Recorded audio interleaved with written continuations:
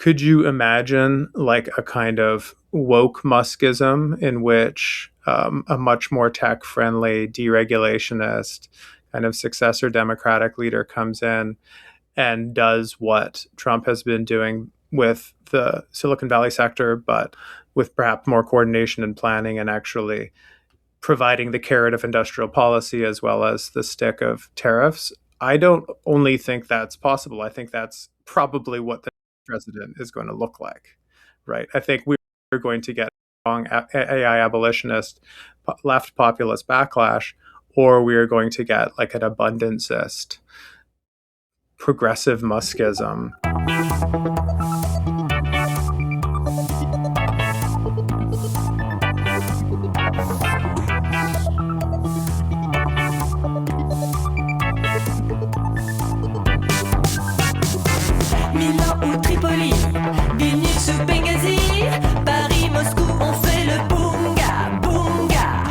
Oh my God.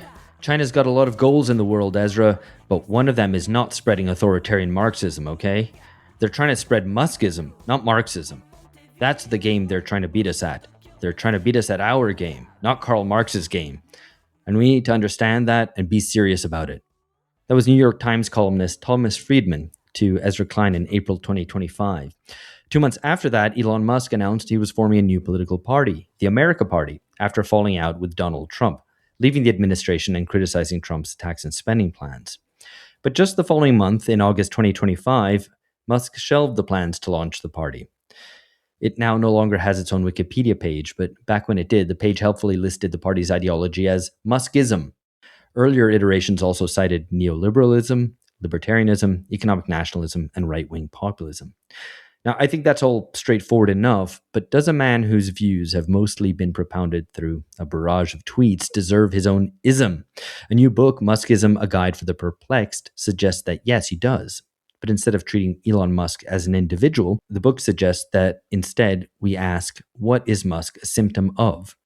Think of it less as you would Marxism and more like you would Fordism. Elon Musk emerges then as an avatar of a worldview. Hello, I'm Alex Hochuli in São Paulo, Brazil. This is BungaCast, the global politics podcast at the end of history, and I'm joined today by my co-host Alex Gourevitch in Cambridge, Massachusetts. Hello, Alex. How's it going? Very well. And now you'll find that our guests today are all maybe in the same place as Alex Gourevitch, which makes it slightly awkward that we're doing all this kind of virtually. But I'd like to welcome on to the podcast for the first time Ben Tarnoff, a tech writer, and if he cares to mention any other accreditations, he's very welcome to do so. Hello, Ben. Great to have you on. Hi, thanks for having me. And we have back onto the podcast for a third appearance, Quinn Slobodian, whom I forgot to ask how he'd like to be introduced before we started recording. So I'll ask Quinn to do himself. Sure. I'm a professor of international history at Boston University and the writer of books. Right, and we're here to talk about this very intriguing book, which I had a great joy in reading, Muskism, A Guide for the Perplexed. So to get started, Ben and Quinn, the first sentence of the book, and I swear I've read beyond that all the way to the end, but I will start with the first sentence. It notes that everyone has an opinion about Elon Musk. And I, for one, thought he was a bit of a chancer until I started listening to some business podcasts to try to understand whether he was actually good and maybe exceptionally good at what he does. I'm not going to reveal what I think of him, but I did want to ask Quinn and Ben, and actually Alex Gourevitch as well, what your view was of Musk before starting on this research project, or before you started to look more deeply into Elon Musk as a person. Did you think of him as a total genius and then were disabused of that idea as you researched into him, or did you think he was a total chancer and charlatan, but then found out that actually, he might have something to him? Yeah, it's a good question. I personally, I think I've always sidestepped the question of whether Musk is a genius or not. I just feel like it's not a very interesting category of analysis. I would say that at the outset of the project, I certainly thought about Musk in more psychological terms, which I think is a very familiar mode when thinking about Musk. And there's, I think, abundant reason to do so. I mean, the man had a difficult childhood, et cetera, et cetera. But that was a kind of style of thinking that I was probably a little bit more comfortable with in trying to explain his behavior. Whereas the real pleasure and revelation of undertaking this project with Quinn was finding this more structural perspective on Musk. It doesn't displace the psychological or psychoanalytic analysis, although it's not a thread we really pursue in the book, but coming to understand Musk as someone who is formed through the political economic currents of the last several decades and who has in turn formed those currents was, for me, very clarifying in trying to account for not only his behavior, but what he represents more broadly. Quinn? Yeah, I think me and Ben kind of had the same route into the book too, which was we both wrote pretty chunky reviews of the Isaacson biography. And I know that before either of us did that, we would occasionally make kind of comments to each other because have been friends for years that were, hovering. The finger was hovering over the mute button with even the word Musk, right? He felt like somehow a colossal distraction from the things that one should be paying attention to, and that the kind of oversized aura and real estate that he inhabited in the global and American psyche was ill-earned and, a malign force somehow for any kind of political enlightenment project or whatever. So I think it was really the experience of reviewing that book and finding it to be much more interesting than perhaps I expected it to be, especially around questions of production, basically. I think we both kind of got enamored in certain ways with the way that he had been able to anticipate and rethink forms of supply chain management, the creation of kind of national champion style sectors like the auto sector in multiple places at once. So how can this man be a kind of vehicle literally for a kind of deglobalization in 3 parts of the world at once? Isn't that a contradiction? And that capacity he had to mostly kind of intuitively or, contingently take advantage of shifting winds in policy world and in kind of the global economic zeitgeist became something that really felt worth spending more time on. And as someone, not a small part of this was as someone who has spent my career writing about things that few people have any opinions on.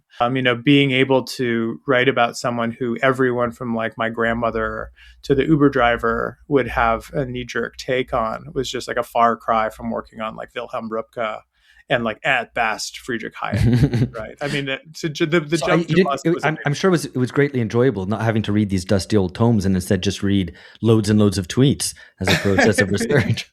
You have read his tweets, right? The word enjoyable is not one word I would attach to that experience. But yeah, it was a different methodology, let's say.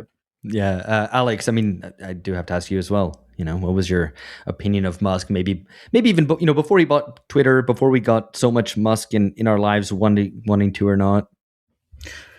I think I first started thinking about Musk when he became a little bit of a sort of elite liberal darling, the guy making electrical cars, saving us from climate change. And I found that puzzling. I couldn't figure out quite why liberals liked him so much. And then I started to but then I still didn't pay him much mind. And then I started thinking a lot more about entrepreneurship and the culture and cult around entrepreneurs. And that got me thinking a lot more about Musk and helped crystallize for me what I thought was so kind of dark and sinister about him that I thought mainstream liberal opinion was missing. And that he, on the one hand, seems to kind of represent the way in which the neoliberal order has given way to a neo-Schumpeterian one, in which the kind of abstract impersonal discipline of the market, in which nobody has any special price-setting power, has given way to these sort of titanic monopolists and oligarchs seem to set not just prices, but laws, regulatory standards, things that Ben and Quinn talk a lot about in the book. And then, but the last thought I ended up having about him after thinking about him in those terms as someone really representative of the age is the one way in which he seems a little bit of a departure. And I imagine we'll get into this, which is that there's this weird way in which he's an old school industrialist. Unlike a lot of the other kind of entrepreneurs or whoever they think they are who are looking to make a fast buck with the sleazy financial instrument or a cool app, or find some other frictionless way of accumulating wealth that doesn't pass through having to actually make anything or sort out any production process. And so I've sort of, in that way, there's something I think unique about him, maybe not entirely unique, but different anyway from a lot of the others. So those have been the kind of the general thoughts I've had about him. Well, and listeners should check out an episode we did with Alex Gourevitch a long while ago now, several years ago, on the culture of the entrepreneur, which I'll link to in the show notes. I want to come on to a lot of these questions about production. I mean, it comes through very strongly in the book, how much of a vision he has. So he is someone with ideas that he's carried through with him throughout his life, it seems, at least in your telling, Ben and Quinn, as well as someone who thinks about how to organize production. And that's a major part of what his career has been. But for those who maybe don't know what his career has been like, could you talk us through his main ventures from Zip2 to PayPal, SpaceX, Tesla, X, and then finally in government, to kind of give maybe a potted history of Musk's career, and if you can characterize also his life path in any way as you go along. Yeah, I mean that's quite a lot of material. So we'll try to give a very quick sketch of it. So Musk, I think very significantly for our story, grows up in late apartheid South Africa, which is, I think, a place where many of the themes of Muskism that we trace throughout the book begin to congeal. And that's something that we can discuss perhaps in greater depth a bit later. But for the purposes of his business ventures, he departs South Africa at the age of 17 in 1989. First goes to Canada. His mother is a Canadian citizen, which is how he obtains a passport. Goes to school there, actually ends up transferring down to UPenn, but ends up in Silicon Valley in 1995, which is a critical year because this is the year where the dot-com boom is initiated by Netscape's IPO that summer, which is kind of massive IPO. It comes shortly after the privatization of the internet's infrastructure. This is a technology that had been patiently developed by the public sector and is now being handed over to the private sector. And there's a lot of enthusiasm and a lot of venture capital chasing the prospect of how to commercialize this network. So Musk and his brother Kimball get in on the ground floor. They launch a company that comes to be known as Zip2, which is essentially a online city guide website that provides kind of driving directions to local businesses. It later pivots into something that is actually helping traditional media publishers like the New York Times sell their own local city guides. This is a kind of forgotten era of Web 1.0, people throwing stuff at the wall and seeing what sticks. Most of it didn't. Mostly what is relevant about this period, we could talk about a lot of things, but certainly from a kind of very material sense, this is where he gets the money he needs to go on to his later pursuits. So he cashes out of the dot-com boom basically at its height with a subsequent venture called X.com, which is a kind of online bank. It merges with a company co-founded by Peter Thiel to form what will be renamed PayPal, which of course still exists and is a kind of early winner of Web 1.0.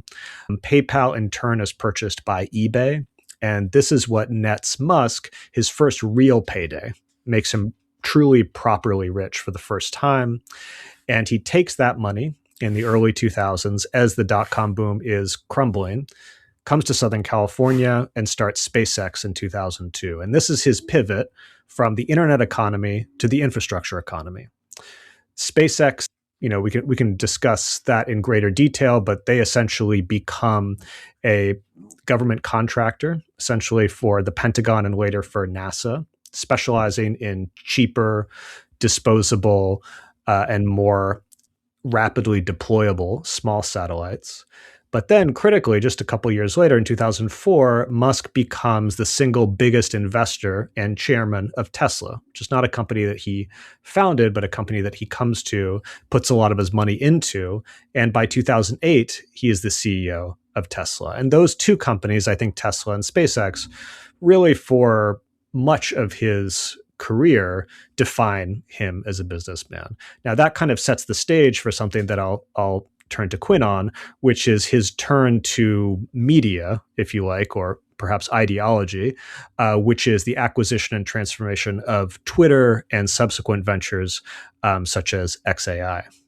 Yeah, and Ben sort of, or Alex briefly alluded to this idea that Musk was unique for making stuff rather than just making like the idiomatic burrito delivering app.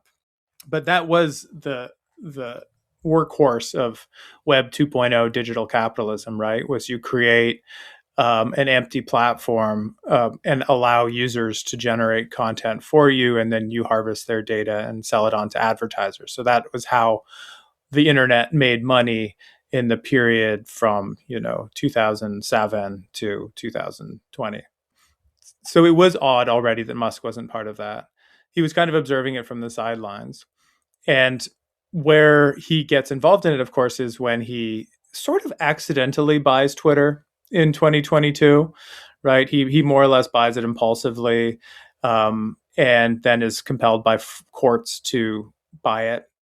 But after he buys it, it feels like he starts to take it a lot more seriously, and he starts to kind of port back in the world of social media and Web 2.0 into his much more hardware-oriented engineering way of looking at the world. So this had already been previewed when he started OpenAI with Sam Altman, and shortly thereafter started Neuralink, which was a brain-computer interface company designed, in his own words at the time, to expand the bandwidth of connection between the human brain and the networked world, so the internet. So instead of just thinking about, machines over here allowing for the creation of social media networks over there, he started seeing a kind of feedback loop between the data centers, the social media apps, the human mind, and then pretty quickly into the world of politics.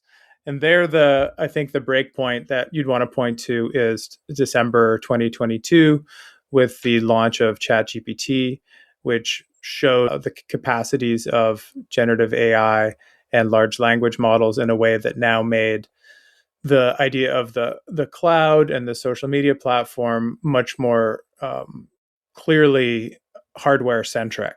So you now needed, for sure, to build out huge data center infrastructure. You needed massive compute power to train the data and to do the inference.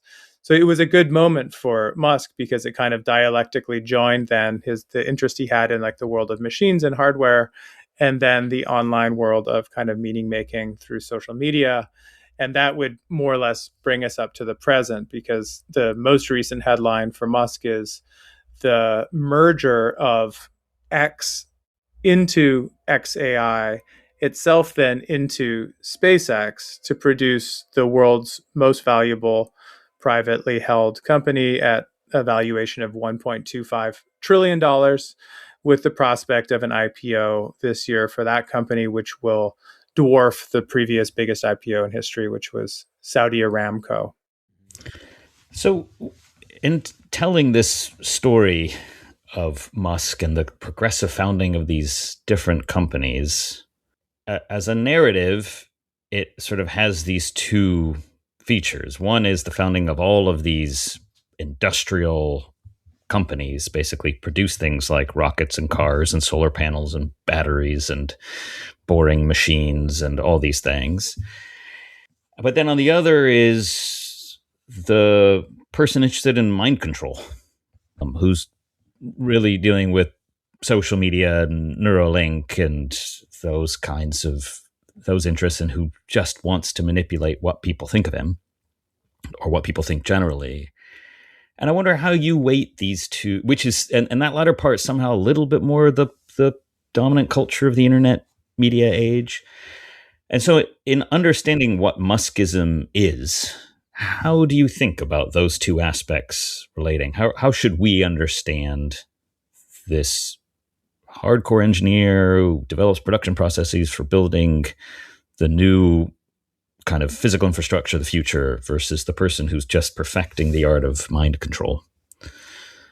Well, maybe I can just jump in there very quickly. I think that, the nature of the question was to kind of lay out his empire. But I think the nature of the book as we write it is to not make it primarily driven by, Musk's sequence of corporate adventures, but rather to pull back the lens and say, why was it that SpaceX was able to become a thing when it was? Well, the answer was the war on terror. The answer was Rumsfeld's idea of the networked battlefield, which relied precisely on the kind of small satellites, which, as Ben said, became the kind of stock and trade of SpaceX to date. Still, his most valuable part of his empire is his ability to be able to, very rapidly deploy these small satellites and then sell them to both governments and consumers.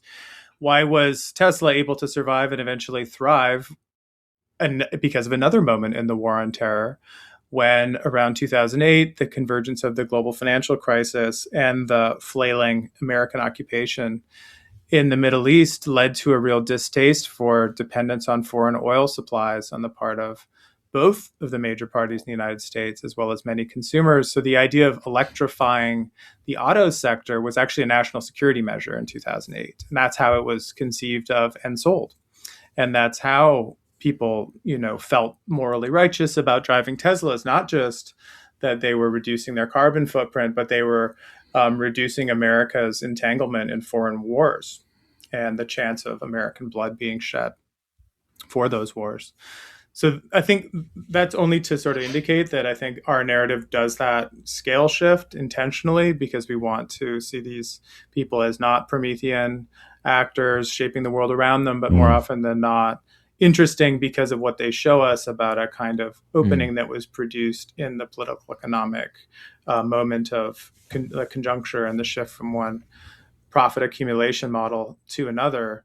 And the fact that he's ended up where he has is, I think, a great example of how, it's a very outfit bunga bunga kind of a thing. Like everything has become politics, right? Now, even the primary political economic accumulation model is very much political, right? I mean, so XAI is not sold as a neutral piece of machinery or hardware. It's sold as something that you buy because of the politics it has written into its training data.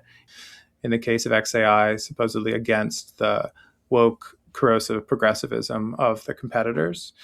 And then also that the internet has kind of eaten the world, right? So that the big development of the 21st century that we want to make sure comes home to people is how crazy it is, in fact, that the American economy has placed all of its bets really on one part of the political economy of the nation, which is the tech sector, which is, carrying stock market valuations and growth, and requires, in a way, us to be ever more fused with our digital platforms and our devices. And if we slow down or if we stop, then that accumulation model slows down and stops too.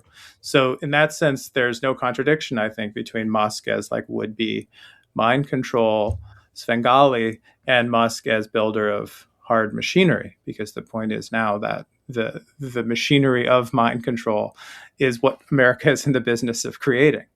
And so if you want to, have a top ranked stock by the investment stock pickers and so on, then you better be making claims about being able to shape the narrative and the message and the ideology. Otherwise, what's your product good for? So, I mean, that's intriguing. This notion that everything is political and that this is very central to Muskism and is a way of tying together these two sides, right? The kind of hard stuff and the fluffy stuff, to put it very simply. But that then raises, I guess, serious questions about the way that capitalism works. If Musk can opt for having his products be ideologically coded rather than being driven fundamentally by profitability, where perhaps profitability would push in a different direction, to not code your stuff as being part of one team or the other, but selling to everybody, then that raises serious questions. And I mean, feel free to address that, but I did want to kind of, as a way of moving us on to a very related question, which is this analogy with Fordism, which is, explicit. It's right there at the very start of the book. And I mean, I'm usually skeptical of any new ism. I'm not convinced Trumpism is a thing. I don't think Putinism is a thing. People say Starmerism, and I'm not even going to dignify that with an answer. So, why Muskism? Is Muskism warranted? If we're going to go beyond just Musk the person, and even Musk, the companies that he owns or runs, and look at the world of Muskism. Well, I mean, if we're going to take the analogy, the world of Fordism was not just Ford Motor Company; it was also General Motors, and it was also a whole bunch of other companies, and it was also big trade unions, and it was the Keynesian welfare state, and various other institutions besides. So, who populates the world of Muskism? What are the other actors and institutions which follow the rule of Muskism, or the pattern or structure of the economy and society that he sets down? Well, I think to speak to the Fordism comparison first, I think for us, the main utility of that comparison is that I think it helps clarify our method, because I think one of the questions that people would have about this sort of book is, are you saying that Musk is a premeditated, systematic thinker, that he operates in an entirely consistent way, that he has a coherent ideology? And our answer is, of course, is no. But neither was Henry Ford. I mean, the fact that Henry Ford obviously pioneered some very important innovations, wrote memoirs, made public statements, and then observers and commentators from across the political spectrum over the course of decades looked at all of that and extrapolated various systems from it, which they called Fordism. We take the same approach with Musk, that we are looking at his tweets, his life, his career, trying to understand the themes and the leitmotifs that run across them, and from that, interpreting something we call Muskism. Now, what is the utility of that concept, and are there Muskisms without Musk, which I think is one way of interpreting your question. I think for us, the value of this interpretive work of trying to extrapolate a system out of Musk's life and career is that we are now, over the last few years, I think, entering an era in which dominant political economic currents seem to be converging on a set of practices that Musk himself had actually innovated. To take an example, one of the features of Musk's business strategy from the beginning of SpaceX and Tesla has been his strong preference for vertical integration, for concentrating production within the walls of the firm, for shortening supply chains, for emphasizing control and resilience over global integration. This was something that really cut against the grain of the economic common sense in the 2000s, which is arguably the height of kind of free market globalization. You can think of the Apple iPhone in particular, designed in California, assembled in China, as the kind of icon of that type of production that is distributed across international networks, whereas Musk always pushed in the opposite direction. We're now seeing, particularly since the pandemic, but also because of geopolitical tensions, because of the trade wars and so forth, a push toward precisely those types of practices that have been glossed, fairly or not, under the banner of deglobalization. So that's, I think, one of many instances in which there are practices within Musk's economic ventures that have anticipated some very important elements of our current political economic paradigm. And that, I think, is the kind of more structural view. If you're thinking about individual actors within that paradigm who have a lot of overlap with Musk and a kind of Muskist outlook, we could also think about figures like Alexander Karp, whose recent co-authored book, The Technological Republic, I think articulates a lot of the type of thinking about the relationship between the public sector and the private sector that we trace in the book and attribute to Muskism. Yeah, and I think in a previous interview, Ben made a good point where he said, to the question of where can we see kind of Muskism in practice other than the factory floor, that in Minneapolis recently, actually, I think you could see both Muskism and attempts to resist it, because the use of the kind of technologies that were being used to identify people in their place of residence or their work, and then the networked form in which the rollout of that police action was taking place was actually pretty close to the dystopic vision that we lay out at the very end of our book. But I wanted to say something about this too as a kind of a lens or a methodology, so that without being too presumptuous, we were inspired by the French regulation school, who are well known for defining Fordism. And they were defining it at a very particular moment. They were defining the 1970s, when it appeared that, in fact, Fordism was breaking down as a paradigm. So they were interested in looking back at it and saying, why did it work so well for a relatively long time? And what might succeed it? What might come afterwards? And in doing so, and this is where I think we really did draw inspiration, they said there is, on the one hand, a kind of regime of accumulation, which is just how are profits being made? How is the labor process being organized? How is the factory being redesigned? How are supply chains being managed? But then there is what they call the mode of regulation. So how are social relations outside of the factory gates also redesigned in ways to make the machine keep running? So, and they hark back to Gramsci, and Gramsci, if you read him on Americanism and Fordism, had remarks about how the kind of nuclear family was in some ways kind of a necessity. The heterosexual exclusionary sexual bond was kind of necessary to ground the working class as they were taken out of their villages and put into the cities, where theoretically they could just, and waste all of their time being promiscuous and getting drunk at the bar. So there needed to be some kind of complement to anchor them and make them available basically for the factory owners every morning at the whistle.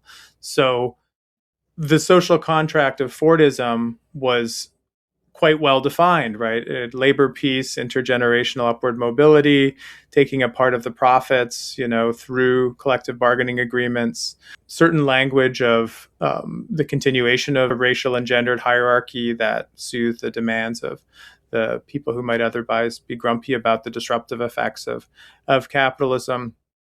And what the regulation theorists were asking is, what will the complement, the equivalent to that be as the industrial core sees production move beyond its continental borders, as the regularity and reliability of a lifelong wage becomes less and less obtainable for more and more people. What happens when you move from industrial base to a service base? And of course, since then, people like Bob Jessup and everyone else have been proposing their answers. There's responsibilization, there's new forms of cleavages, and so on and so on. And this was productive for us because it seemed especially a vacuum in the literature where people had not asked what the social contract of Muskism was. We know how he organizes his labor force. We know how he organizes the factory. But what exactly, if we take that as a viable comparison, is he offering in return to the average person? Why should they consent to a system of Muskism? What would grant him legitimacy for a broad enough swath of the population that they wouldn't, tell him to go fuck himself or depose him from power?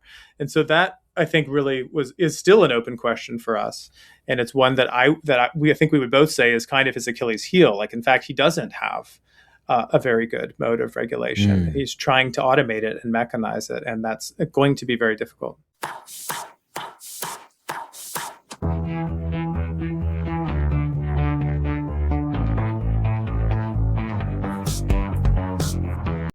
Okay, excellent. I mean, I know Alex wanted to push on that question of legitimacy, which we'll come back to in a little bit.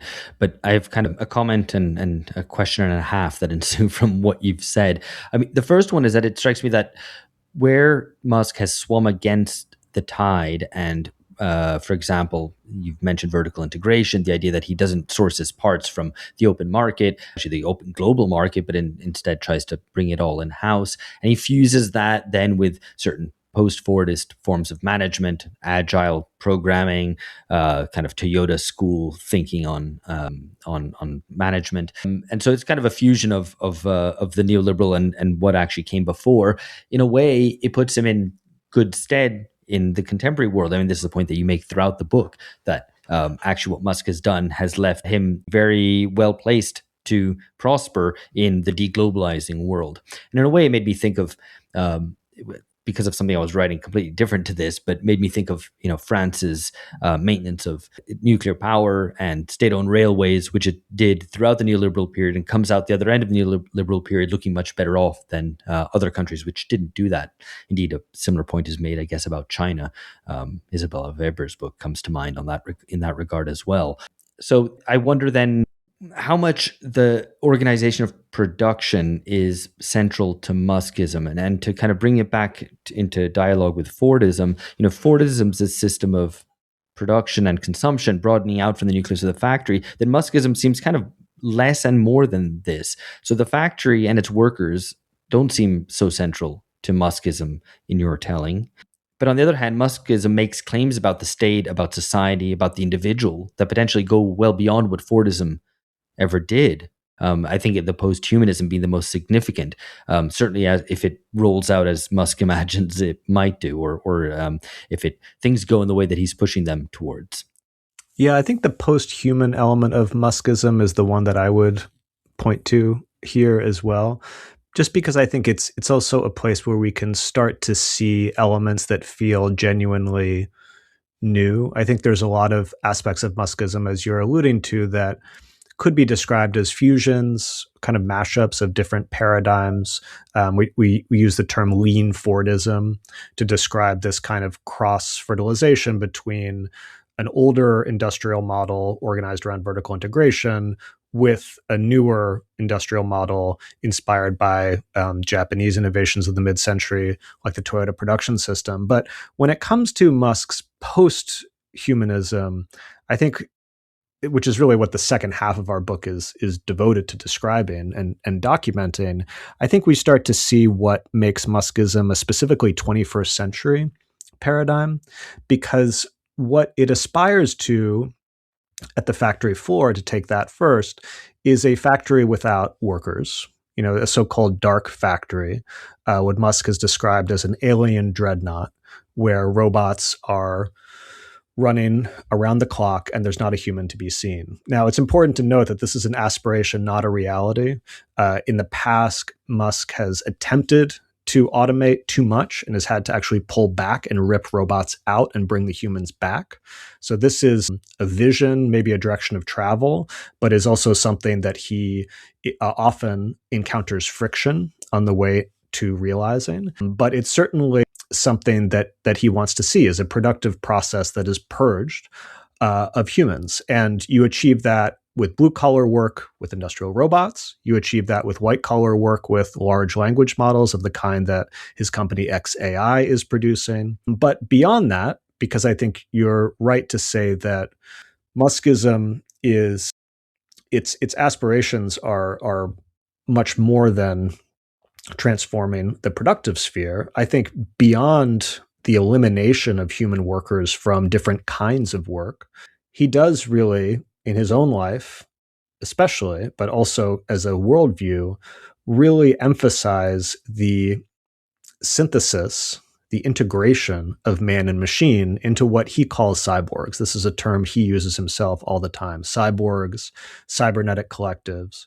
So if Muskism envisions, on the one hand, the purging of human workers from the productive process, on the other hand, it imagines the augmentation of the human body by neural implants, by various types of cybernetic instruments in a kind of cyberpunk imaginary, and the deepening integration with networked forms of intelligence. So think about X integrated with Grok that's plugged into your brain via a Neuralink implant and is accessible anywhere on the Earth's surface because it's beamed directly from Starlink. That's a kind of Muskist endgame of what the types of cyborg life that he would like to produce would look like. And crucially, the last point I would make here, because the stakes are so high for him in terms of this cyborg synthesis, because the risk of contamination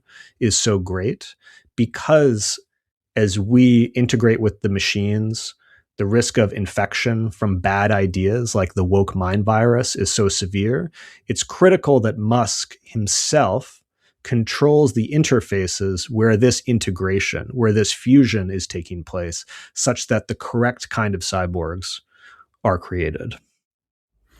And one thing I think, especially as we kind of follow Musk on these kind of flights of fancy, as they would seem, is that he's not, Nick Land, right? I mean, he's not just a tweaker posting or making a tabletop strategy game based on his fabulations. He is the wealthiest man in the world.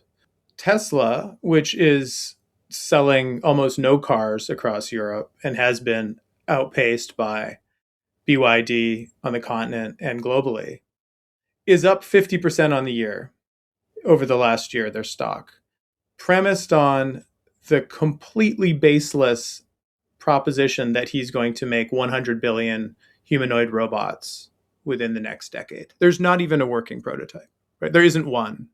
And yet the world's pension funds, the world's quote unquote smartest institutional investors have all followed him on this flight of fancy and on this fabulation. And that's what I think makes it so mind-bending to actually think about the world he's building, because it is performative, right? I mean, he is producing the financial war chest that can help make real the things that right now seem outlandish. And if they don't become real in a way that spreads what he is now calling amazing abundance, after having realized that the use of the term sustainable abundance would have triggered all of the very keyword searches that he built into the federal subsidy system via Doge, would thus eliminate any chance of future subsidy. He calls it amazing abundance now. But even if we, assume that he's only going to get part of the way to this vision, then it's worth taking seriously, not because it's narratologically compelling, which it can actually be sometimes, but because it is it's doing work in the real world.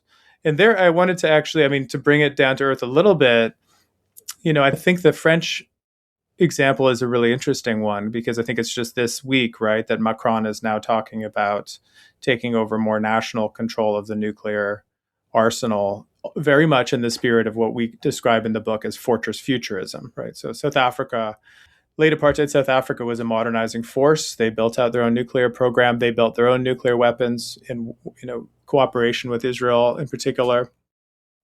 And they too had this vision of the need for autonomy, security, a distrust of treaty systems, a distrust of multilateralism, certainly nothing but contempt for international law.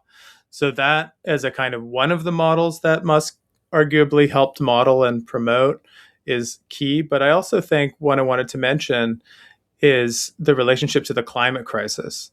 So Alex Gourevitch mentioned earlier that he was struck by this earlier moment when Musk was portrayed as the hero that would, quote unquote, save us from climate change. And I think that's true circa 2008 to 2015 or so.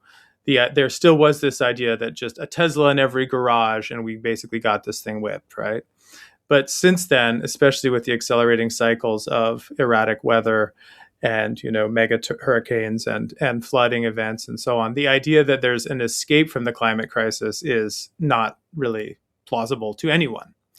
And so now it's a question of adaptation and basically hardening yourself against the climate breakdown. So to be green, quote unquote, is no longer actually to be Pollyanna-ish about the ability of consumer choices to nip this thing in the bud as long as we work quickly. But to be green is actually to sort of prepare for the collapse. So the move from the Tesla Roadster to the Cybertruck is not just his own personal psychotic journey, which it might have been, but it's also a shift in the public global discussions about what it means when the carbon molecule is no longer, containable and governable, but has already set into chain a series of feedback loops that we can only kind of prepare for rather than prevent. Yeah, it's a tricky thing with Muskism, and I kind of see you guys wrestling with it in the book, even where you're dealing with all this kind of fabulism, as you call it, financial fabulism, where he's able to just drive up stock prices by tweeting and whatever, or get huge amounts of investment for something which is just kind of written down on a napkin. And part of you wants to kind of just dismiss it. When I read about these things, you kind of dismiss it. And then you're brought back down to earth by some very big numbers. Would you go, well, I've got to take this seriously. And the fact that he controls things. He's not, maybe the world is stupid. But maybe that's a serious conclusion, not just a flippant one, that the world of Muskism is maybe kind of a pretty stupid world. Absolutely, yeah. Anyway, Alex, I think you had a question. Yeah, I mean, I guess I was just listening to the conversation and thinking about the book. And I'm trying to think about what makes Muskism for you all, compared with just a kind of rehabilitation of early Fordism. Because there's a version of it that sounds like early Fordism, basically. The shift in control away from workers towards capital by increasing managerial control over the workplace, through the introduction of new systems of scientific management that involve reducing all production processes to these sort of single calculable kind of questions, which Musk is apparently sort of very good at that. That this increase also goes in hand with the creation of these like huge vertically integrated corporations, the age of organization. And one thing you said that I'm just curious to hear more about is, I can't tell if one feature of Muskism is that makes it different from the conventional story of early Fordism. The story I've just told is really not the French regulation theory of kind of late post-war Fordism, but when Fordism, something that someone like Gramsci's talking about, scientific management, that kind of thing, is, I can't tell if Muskism is all that without any need to legitimate itself, or with something that involves a different strategy of legitimation. So is Muskism something where Musk thinks, well, the truth is what my real goal is just to get away from most of these people. And if I can make it to Mars and not pollute the Neuralink, then not let anyone in on the spaceship and so on who gets there, then I can leave everyone behind, which is sort of tacit admission. He's not really concerned with what anyone thinks, and maybe some mind control or information control along the way is a way of manipulating people to participate in a project that has nothing for them, which is sometimes how it seems. But then other times you guys mention things like the promise of sovereignty, that Muskism is offering everyone a kind of promise of a kind of control that they lack. And then you name that sometimes sort of sovereignty. I forget how you put it, sort of sovereignty through, I forgot the phrase now, but through technology. Yeah. Sovereignty through technology. That's the phrase. That's it. And that this is somehow the universal promise of a better life that performs some kind of legitimating function. And so I'm wondering how these two things fit for you and what counts as Muskism, a different way of legitimating versus not really feeling like it's got to legitimate itself at all. You're just kind of breaking down all legal and political constraints on what you can do. You're anti-union. You're just breaking down all organized opposition, in which case really it's just an attack on sovereignty. Sovereignty is really the collective authorization of public life. This is really more ersatz, maybe it's ersatz sovereignty, but it's really, never mind all that. Let me have all the power and all the authority, and your life will be better off along some other dimension. So I'm curious sort of how you see those things fitting together in Muskism. Is it really a legitimation strategy or not? And if this sovereignty through technology is part of the legitimation strategy, is it really offering sovereignty, or is it really just part of the erosion of it? Yeah, there's a lot in that question, Alex. I mean, I think to the legitimacy point first, I think, as we've indicated, the question of how Muskism manufactures consent is, I think, a point of difficulty for him.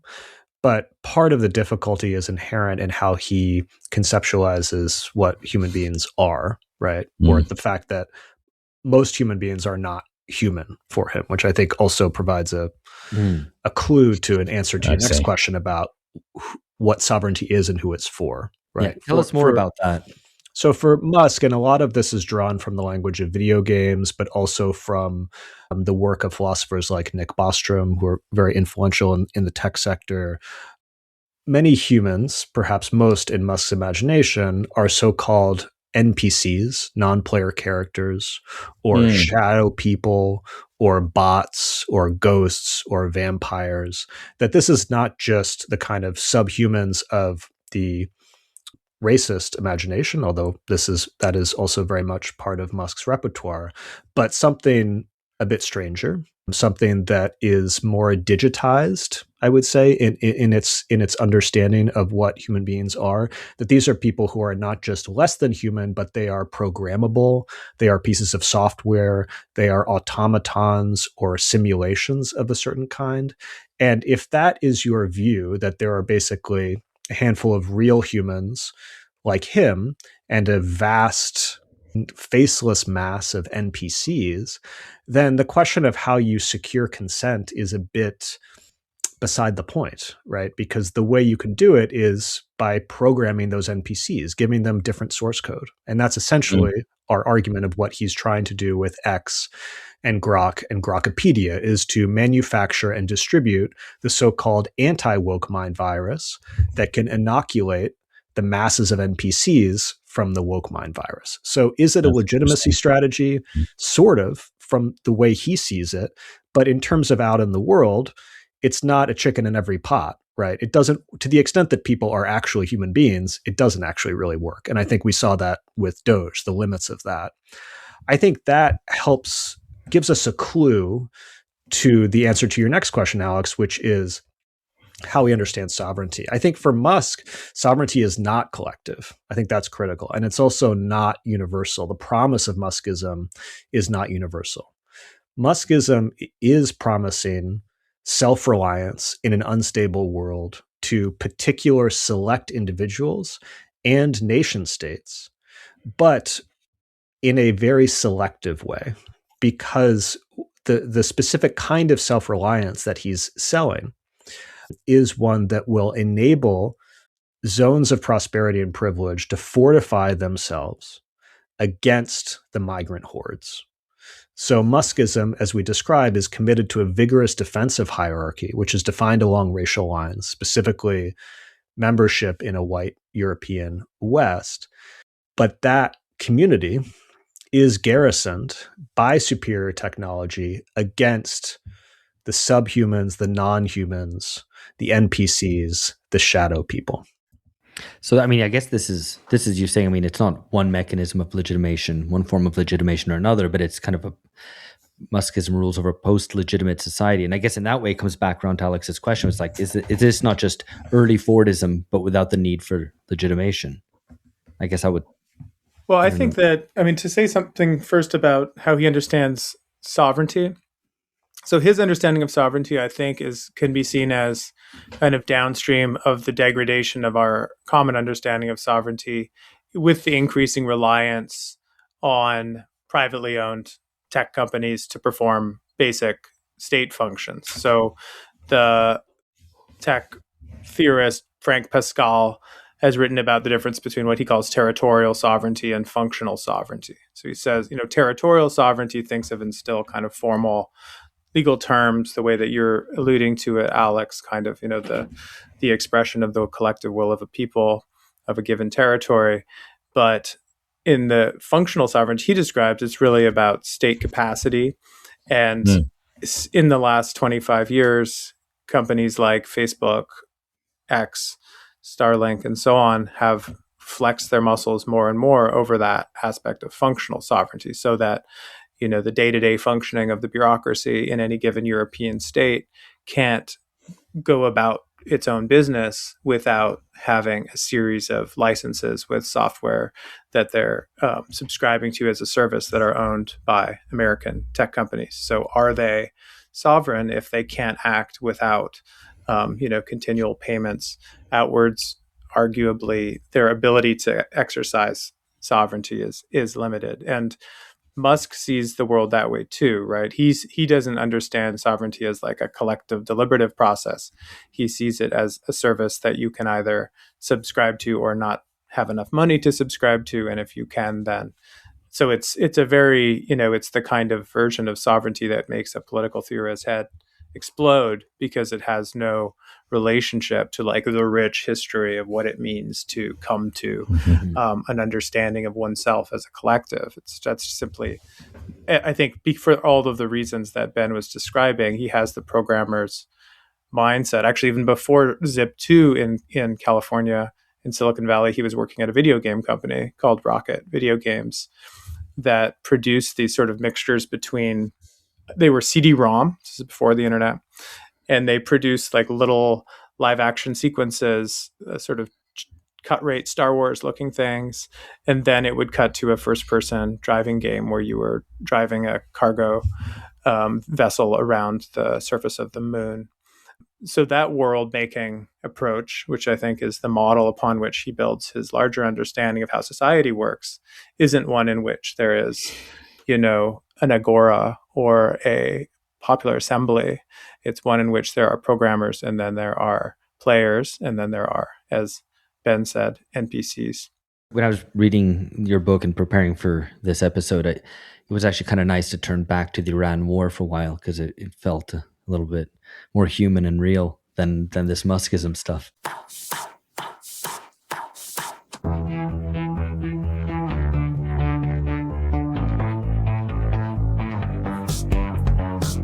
Alex. Well, it's funny you mentioned that, because there's a way in which, like, there's something about Musk and Muskism then that makes it seem incredibly fragile. I mean, the nakedness of its contempt for most people, and the kind of this Nietzschean disposition that most people are NPCs and just be kind of programmed. I mean, it's sort of like a tech version of the herd. I wouldn't be surprised if they just do all kind of read Nietzsche or some kind of digested version of it and just naturally kind of assimilate it. But it seems like it's potentially a real political liability for Musk, especially as deglobalization proceeds. I mean, especially as economies become increasingly national in character, since he's not just a kind of globalist, but he's got a contempt for Earth itself. He's trying to leave it. Mm-hmm. And the anti-globalist in the sense that he thinks the globe is a shitty planet. Yeah, whatever it is, he's a Martian. He's a real alien presence, and there's just nothing charismatic about him. And it seems like we got a glimpse of this with his association with Trump and with Doge, and he really beat a retreat with the tail between his legs. And so I wonder if you think Muskism is kind of actually, it's not just the kind of inability to distinguish truth from reality, thinking is getting closer to consciousness by drugging himself in new and more interesting ways and all that, but just how incredibly anti-popular he is at a moment when politics is becoming increasingly populist. Or if you think that's sort of overstating the kind of the political weakness of it. No, I think that's right. I mean, we begin the book by pointing out how fragile the base of his wealth is, right? This is one of the ways he has something in common with Ford, is he's extremely undiversified. He only holds his wealth as the stock in his own companies, the ownership stakes in Tesla and SpaceX. So if that engine stops, then he goes to zero, and he says as much. He says, if my companies fail, I fail, I'm dead. So that perpetual motion machine he's built into the promises he makes is a kind of propulsive existential drive for him, which I don't think at all is bulletproof. I mean, I suspect actually Tesla will, I think he's scared it will too, collapse in valuation when the Optimus push becomes seen as a will-o'-the-wisp, which is why he's now pushing everything into XAI. And this, just very briefly, I think answers the question you asked about whether or not he just wants to get in a rocket and leave us all behind. I don't think so. He thinks, I think correctly, that for him to be able to get in a rocket and leave us all behind, i.e. make civilization interplanetary, make Mars habitable, it will require conscripting basically the entire capacity of the Earth to do it. Yeah. So you actually can't stop now, because you're not there yet. You need to actually, bring into train all of the spare square footage, not only for solar panels, but then also all of the orbital bandwidth, which he has now just made a monopoly play on, to be able to have full terrestrial coverage for satellite and for AI compute and inference, which will then supposedly take you to escape velocity. So the Earth is maybe a place that he would like to leave eventually, but he knows he needs the entire Earth to get there. So I think we've got maybe two more questions. The first concerns the thing that people probably will most know Musk for, at least from the past 5 years or so, which are his views expounded on Twitter. And I think we wanted to get a better understanding of how necessary Musk's rightist turn is to Muskism, and how necessary the racial dimension is to his thinking, and then to Muskism by extension. How much of it is necessary and how much of it is just contingent? I mean, some of his anti-woke turn was down to his daughter coming out as trans and so on. I mean, by many accounts, yours included. So, there's stuff like that. And then there's other stuff like how central is the racial dimension. Tie it back to his experience in apartheid South Africa. I'm not entirely sure how much that has influenced him as a person, maybe quite a bit. I don't know how much that influences Muskism, and is Muskism fundamentally necessarily racial in its conception, or is that a kind of a very much a secondary element? Well, I think we'd have to point to the specific circumstances under which he undertakes this rightward turn. And, it's happening really in the years of the pandemic. So from 2020 to 2022 is really when he begins to very consistently promulgate right-wing viewpoints on Twitter, and is, of course, the same year that he buys Twitter and begins his transformation of Twitter into X. And, what Quinn and I are interested in trying to examine this period is not just the content, but the form. I think a lot of folks have talked about the kind of various reasons, let's say, the various pretexts that Musk has had for his push to the right. His daughter's transition being one of them. We could also point to more material factors, such as the decision by Alameda County officials to shut down Tesla's Fremont factory in the spring of 2020. Musk completely freaked out, had his first sustained interactions with right-wing accounts on Twitter. Trump famously tweeted a note of support to Musk. This is a point in which Musk became allied with sections of the right against the lockdowns. There were also, once Biden was in office, a number of policies that were either proposed or pursued by the Democrats that enraged Musk. Lina Khan at the FTC, the possibility, although of course never the reality, of a wealth tax, Biden's relatively high degree of support for unions, his pro-worker NLRB, and so forth. So there's a long list that we could compile, and other writers have compiled, about here are the reasons that Musk felt alienated by the Democratic Party, by the growth of a more visible left in the United States, and through his lot in with the right. Where our intervention, I think, is somewhat distinctive is that we focus a bit more on the form that turn took, and in particular his attachment to the concept of the woke mind virus, which is a term that I think a lot of commentators have chuckled at, which is fair. You should chuckle at it. But I think we wanted to take it a bit more seriously, which is that if you step back and think about Musk and his investment in the idea of this cyborg synthesis, which we've discussed already, and the notion that humans and machines are being more closely integrated together because of the use of smartphones, social media, and later AI, and even perhaps neural implants. That creates a vulnerability to infection by bad ideas that would cause people to behave in ways that are contrary to Musk's interests, to his business interests.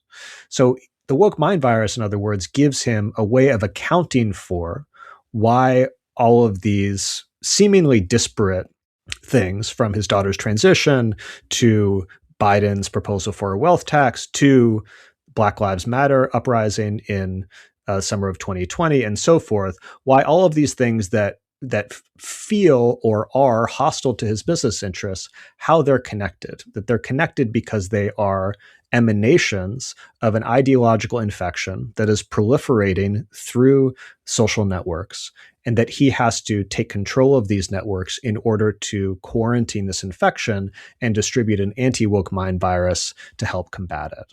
Now, I think you asked specifically about the racial aspect. I mean, we could talk about the South African antecedent, but to my mind, what feels obvious is that the George Floyd uprising in the spring and summer of 2020 is the biggest social movement in US history.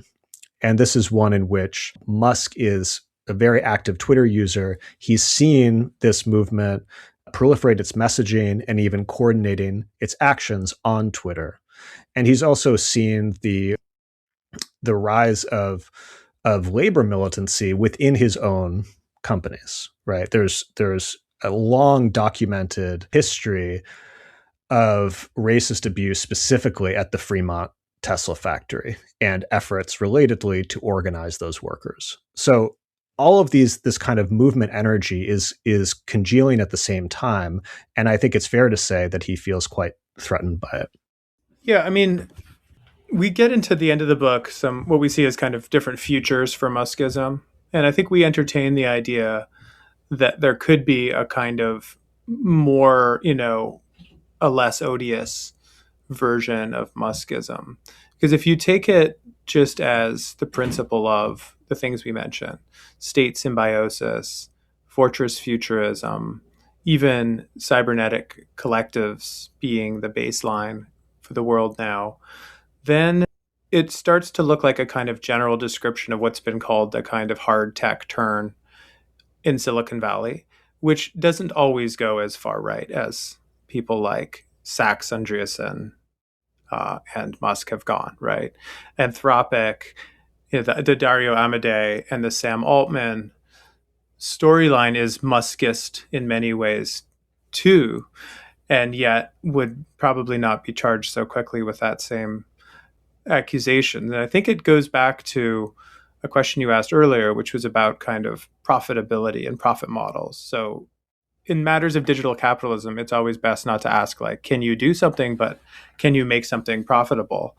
And your question was why it wouldn't be better capitalist behavior to simply bend your principles to whoever the client was and to simply be more malleable and adjustable. And wouldn't that be what we would expect kind of structurally? And I would say yes. And I would actually say that the story we tell of Musk would validate that, right? I mean, part of what we are showing in our book is that there are people with extraordinary outsized influence in the economy and ability to move markets who seem to actually set their sails by the incentives they're getting from the top, actually, right? That's what's actually interesting about Musk is when it's in his good interest to play up to Obama, he plays up to Obama. When it's in his good interest to play up to Trump, he plays up to Trump. And a collective experience that Silicon Valley accelerationist tech people had in the Biden years was they felt like roadblocks were being put in their way and obstacles were being set up, whether that was a fair impression or not. Could you imagine like a kind of woke Muskism in which a much more tech-friendly, deregulationist kind of successor Democratic leader comes in and does what Trump has been doing with the Silicon Valley sector, but with perhaps more coordination and planning and actually providing the carrot of industrial policy as well as the stick of tariffs? I don't only think that's possible. I think that's probably what the next president is going to look like, right? I think we're either going to get a strong AI abolitionist left populist backlash, or we are going to get like an abundancist progressive Muskism.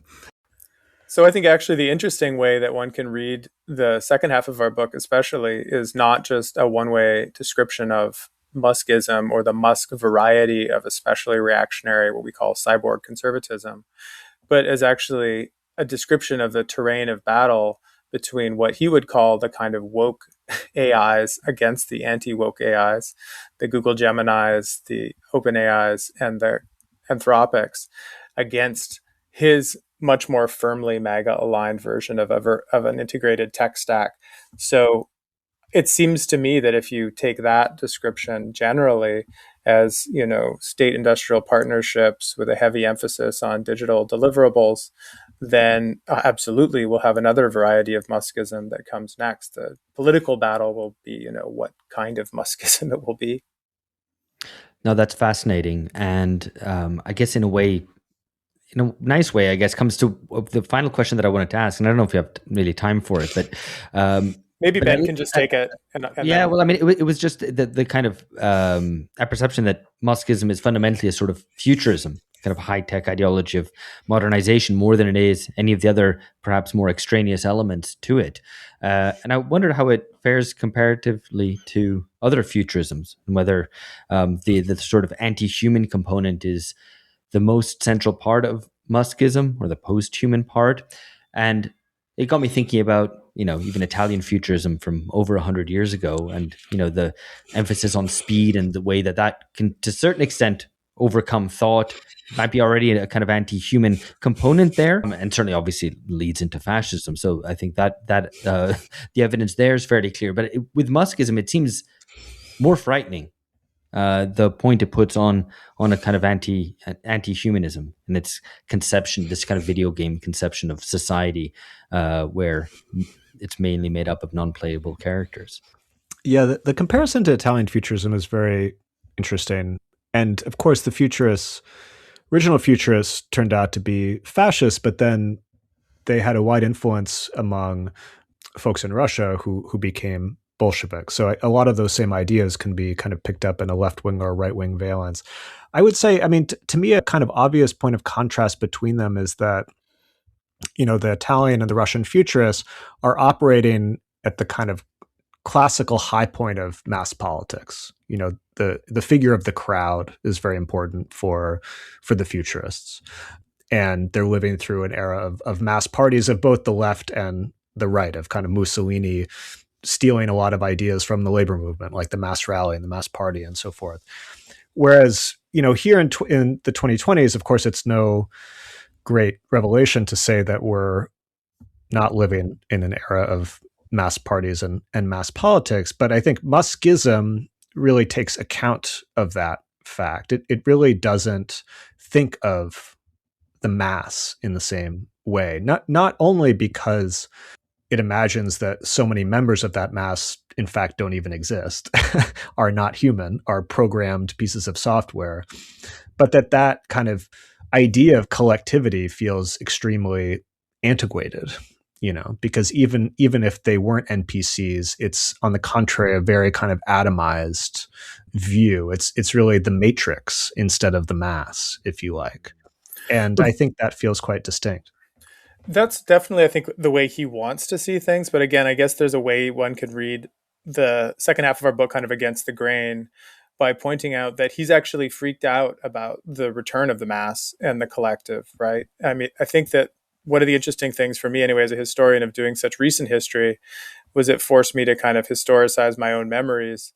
And the fact that, the internet was once trumpeted as a horizontal way of, dislodging incumbent authoritarians, we now perhaps kind of sneer at. But it was not that long ago that the Arab Spring happened, and we described the BLM movement, to some extent the Me Too movement, as kind of Twitter revolutions. They were like Facebook revolutions. If it wasn't for the biggest street protest in American history in 2020, Joe Biden wouldn't have been president. Trump would have been president.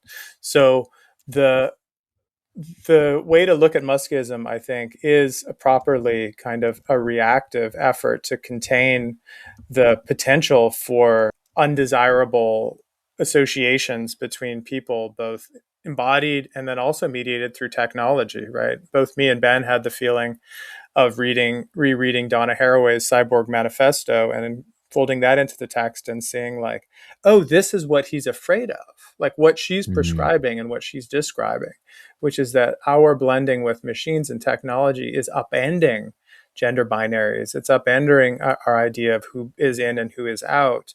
is what he is scared of, because he's both embracing the fusion, but then wanting to preserve the hierarchy and the relations of dominance. And that's actually hard to do. It's hard to sell. It's hard to contain challenges from the margins. And I guess, one of the hopeful messages of this Muskism is that it is indeed kind of like, a Leviathan with feet of clay in the end. All right. That's phenomenal. It's mostly terrible, but the book is great, and this conversation has been fantastic. Great. So thank you, Quinn and Ben, Alex Absolutely. as well. Thanks so much. See you soon.